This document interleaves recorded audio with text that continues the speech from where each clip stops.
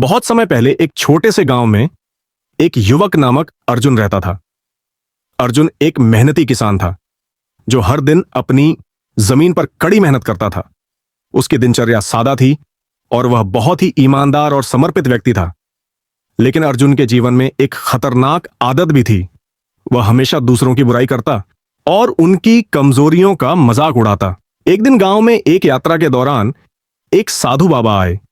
उन्होंने गांव वालों से एक विशेष बात कही।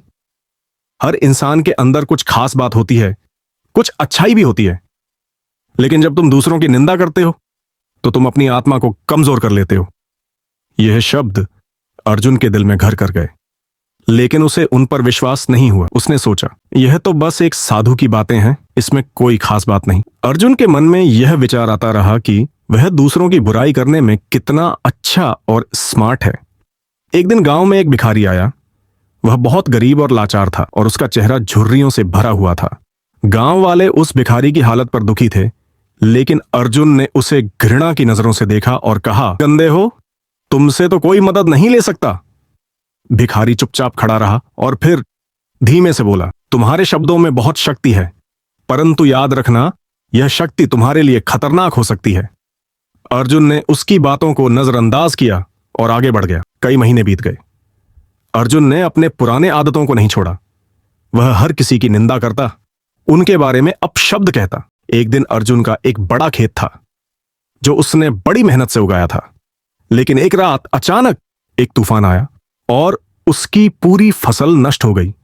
अर्जुन बहुत दुखी हुआ, लेकिन उसने इसका कारण भगवान पर डाला। अर्जुन ने फिर भिखारी को याद किया और सोचा कि कहीं उसकी बुराई करने की आदत ही उसके जीवन में मुसीबत का कारण तो नहीं बनी। अर्जुन अब समझ गया था कि दूसरों की बुराई करने से सिर्फ नुकसान ही होता है। उस दिन से उसने न केवल अपनी आदत बदल ली, बल्कि अपने दिल में सच्चे प्यार और सहानुभूति की भावना विकसित की। लेकिन उसकी कहानी यहां खत्म नहीं हुई। अर्जुन का भिखारी से किया गया अपमान और उसकी कड़वी बातें उसे जीवन भर याद रहीं। उसने सीखा कि दूसरों की निंदा करने से खुद की आत्मा कमजोर होती है और कभी कभी यह खतरनाक भी हो सकता है।